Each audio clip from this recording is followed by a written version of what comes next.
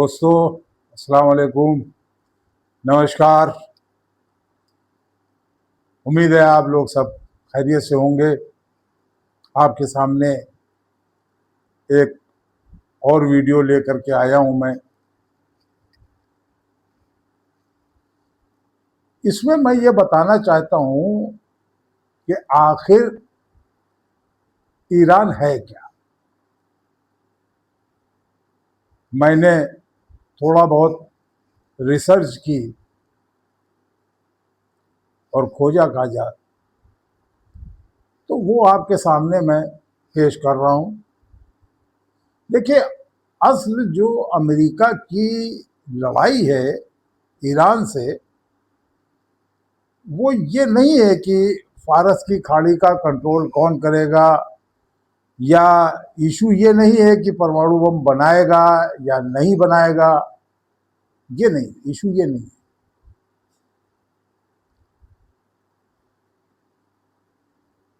Issue है असल में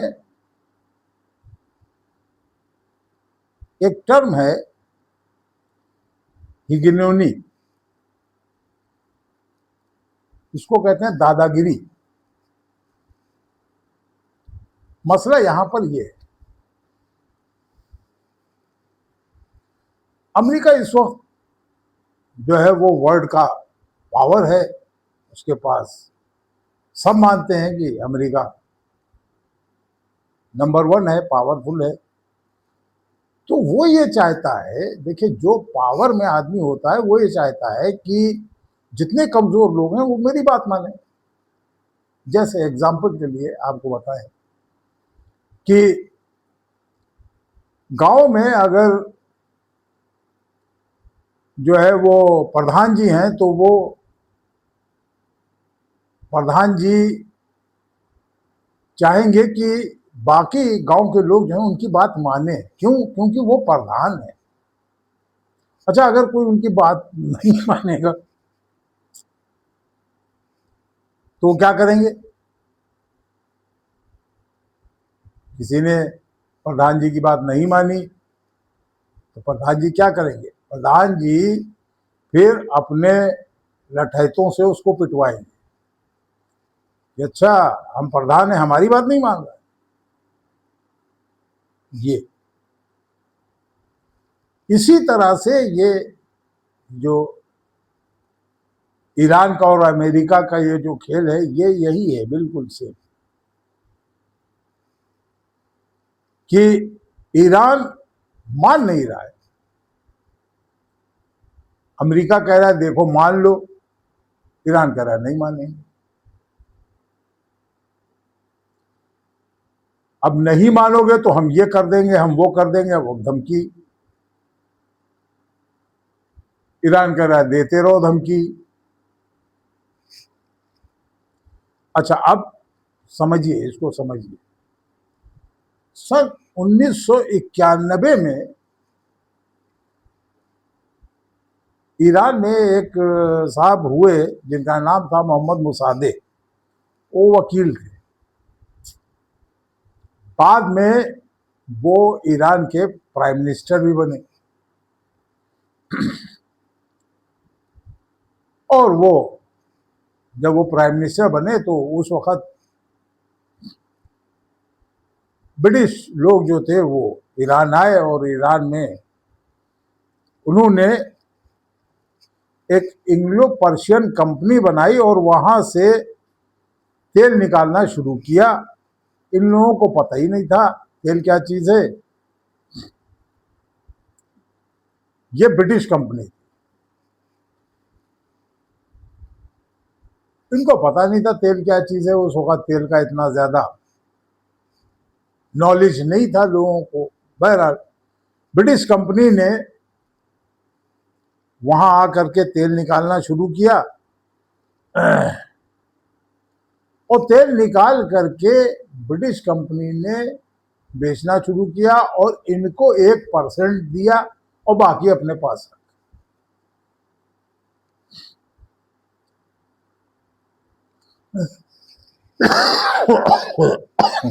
सॉरी।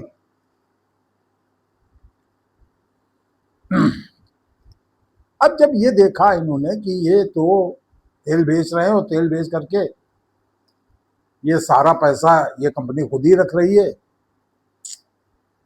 तो मोसादे साहब ने क्या किया, इस कंपनी को, ये अंग्रेजों की कंपनी थी और इसको नेशनलाइज कर दिया। और नेशनलाइज करने के बाद अब पैसा ये खुद लेने लगे। अच्छा, इस बीच अमेरिका भी आ गया था। अमेरिका भी ईरान से ट्रेड कर रहा था और इनको जो है इलेक्ट्रॉनिक्स और ये वो सामान दे रहा था और हथियार भी दे रहा था। अब ये नेशनलाइज होते ही अमेरिका और ब्रिटेन जो थे वो बौखला गए, यार ये तो हमारा तो डिब्बा गोल हो जाएगा यहाँ से, तो हम तो अच्छा खासा यहाँ कमा रहे थे।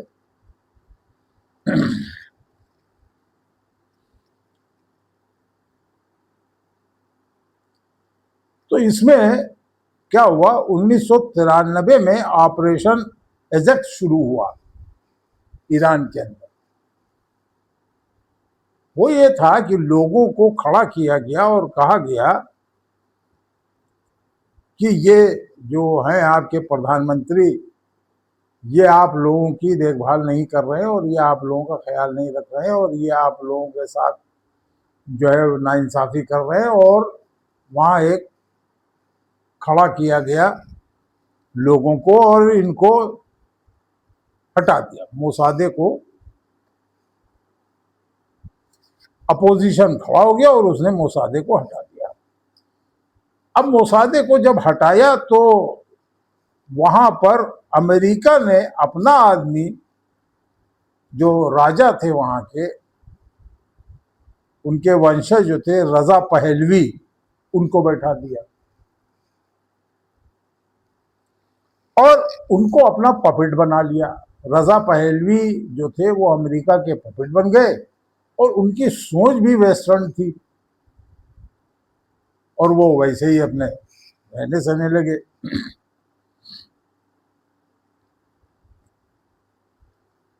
अब ऑयल का प्रॉफिट जो था वो अमेरिका को ज्यादा होने लगा। क्यों? क्योंकि अमेरिका ने रजा पहलवी को बैठाया था। ब्रिटेन को भी मिल रहा था उसका हिस्सा, लेकिन वो अमेरिका के पास ज्यादा जाने लगा और वैसे ही हमने वो सब शुरू हो गया, उनको हथियार देना और इलेक्ट्रॉनिक्स देना और ये देना। और रजा पहलवी को ये डर हुआ कि भविष्य में कहीं मुझे गद्दी से हटा ना दिया जाए। वो देख चुके थे कि कैसे मुसादे को हटाया गया। तो रजा पहलवी ने एक सीक्रेट पुलिस जो है वो तैयार की, पुलिस वहां बनाई जिसका नाम रखा सवाक। और इस पुलिस को हथियार जो है वो अमेरिका से मिलना शुरू। और ये सिलसिला चलता रहा 53 के बाद से लेकर के और ये 79 तक ये चलता रहा। धीरे धीरे ईरान के लोगों को ये समझ में आया कि ये रजा पहलवी जो है ये तो हमारे लिए कुछ नहीं कर रहा है, ईरानी लोगों के लिए कुछ नहीं कर रहे हैं। ये तो सीधे सीधे अमेरिका और ब्रिटेन को फायदा पहुंचा रहे हैं और ये जनता के लिए कुछ नहीं कर रहे हैं, आवाम के लिए कुछ नहीं कर रहे हैं। ये धीरे धीरे मैसेज ईरानियों में जाना शुरू हुआ।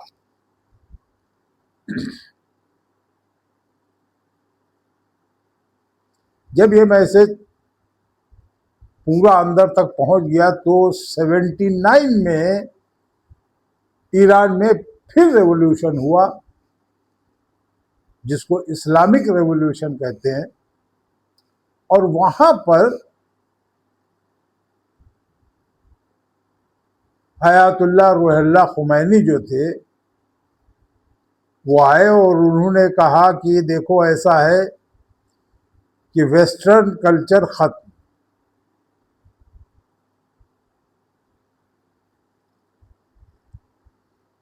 आयतुल्लाह रूहुल्लाह खुमैनी ने यह भी कहा कि देखो हम ना वेस्ट की मानेंगे और ना ही ईस्ट की मानेंगे, और हम तो अब जो है वो कुरान की मानेंगे, और इस्लामिक जो है जो है उसी के ऊपर हम, शरीयत के ऊपर हम अब कानून बनाएंगे और उसी पे चलेंगे।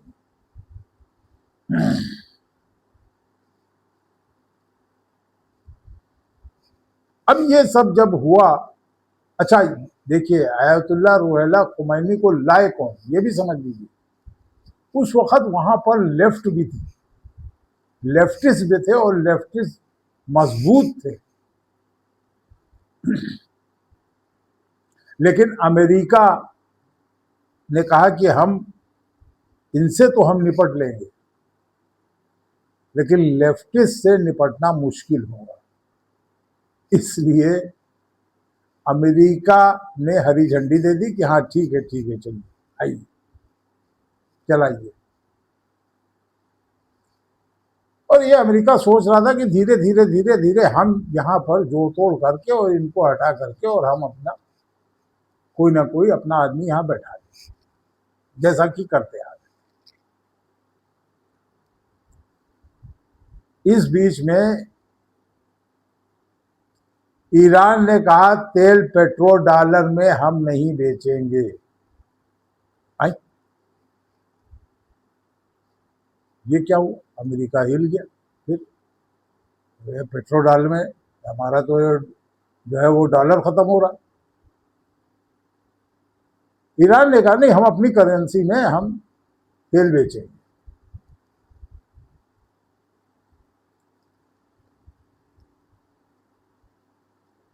उन्नीस सौ 80 में क्या किया अमेरिका ने, ईरान को भिड़ा दिया इराक से।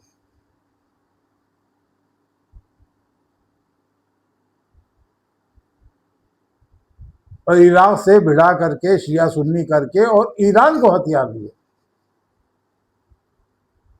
ईरान को सपोर्ट किया उस वक्त अमेरिका ने। वो जंग 80 से 88 तक 8 साल तक चली, ईरान ने लड़ी। और उस वक्त रूस सपोर्ट कर रहा था इराक को।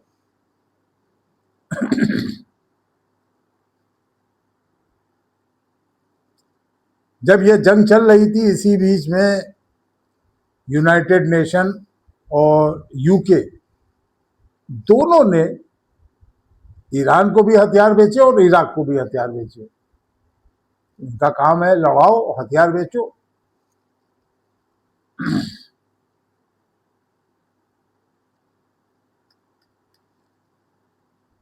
जब ये सब चल रहा था और ये युद्ध जब खत्म हुआ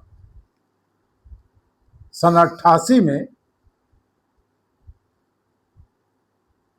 तो धीरे धीरे धीरे धीरे ईरान की समझ में आया कि अमेरिका हमारे साथ क्या खेल कर रहा है।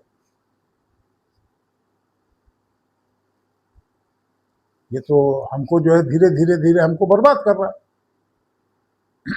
और यहां पर उसने फिर बीज बोना शुरू किया कि वेस्टर्न कल्चर लाओ, वेस्टर्न कल्चर लाओ, और ये पर्दा और ये सब ये नहीं चलेगा यहाँ पे।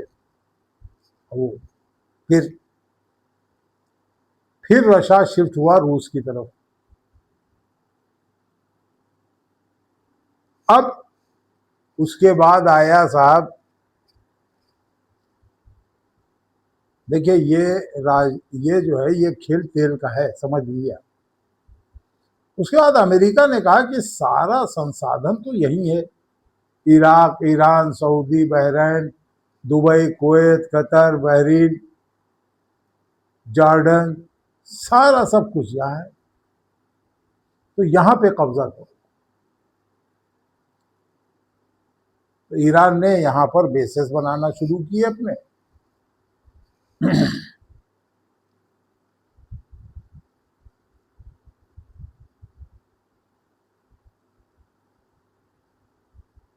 इस बीच में ईरान ने न्यूक्लियर इन्वेस्टमेंट करना शुरू कर दिया। धीरे धीरे धीरे धीरे, पहले 2%, फिर 4%, फिर 6%। अमेरिका ने मना किया कि देखो ये ना करो। और यूरोपियन यूनियन और नाटो के साथ मिल करके अमेरिका ने प्रेशर डलवाया ईरान पे कि ये बंद करो। ईरान ने कहा कि देखिए, हम अपना जो यूरेनियम इन्वेस्टमेंट कर रहे हैं वो हम परमाणु बम बनाने के लिए नहीं कर रहे हैं, वो हम अपने यहाँ उद्योगों के लिए कर रहे हैं। इन्होंने क्या किया, IAEA एजेंसी है उसको लगा दिया कि तुम जाओ देखो ईरान में संवर्धन कितना हो रहा है। IAEA ने करीब 10-12 बार विजिट किया और विजिट करने के बाद बताया नहीं, वो इतना जो है वो न्यूक्लियर इन्वेस्टमेंट नहीं हो रहा है।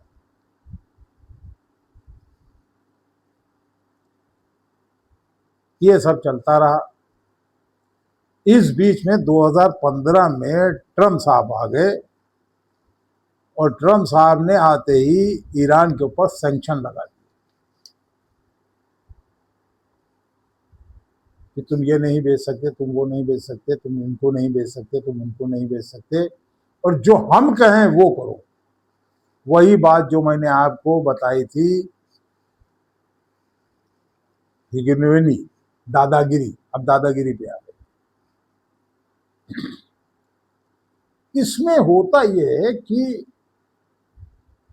पहले तो वो ये सब डराता धमकाता है, फिर उसके बाद वो कहता अच्छा नहीं मानो तो वो रिजिम चेंज करवाता है कि अच्छा रिजिम चेंज कर दो और यहां पर अपना आदमी बैठा दो। या यहां जो हमारी बात नहीं सुन रहा है प्राइम मिनिस्टर या प्रेसिडेंट, उसको जो है यहां से निष्कासित करवा दो, हटवा दो या मरवा दो।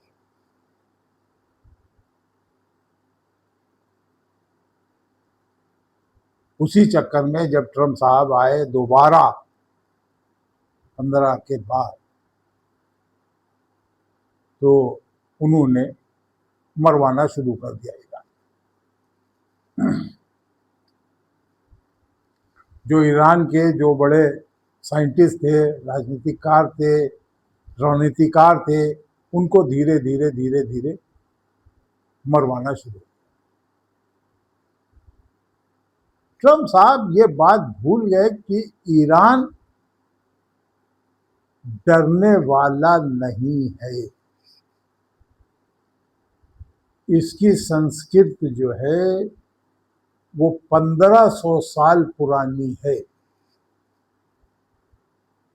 अब बिल्कुल होंगे वहां वाशिंगटन DC में या उनकी कैबिनेट में ईरान के बारे में जानकारी रखने वाले, वहां होंगे, कुछ जरूर होंगे। तो उनसे पूछिए ट्रम्प साहब कि ईरानी कौम क्या है। रजा पहलवी के चक्कर में न फंसी। जो सिंसियर लोग हैं उनसे पूछिए, जो बेवकूफ लोग हैं उनसे न पूछिए। आप फंस गए बेवकूफ लोगों के चक्कर में। मोसाद ने गलत जानकारी दे दी नेतन्याहू को कि अगर आप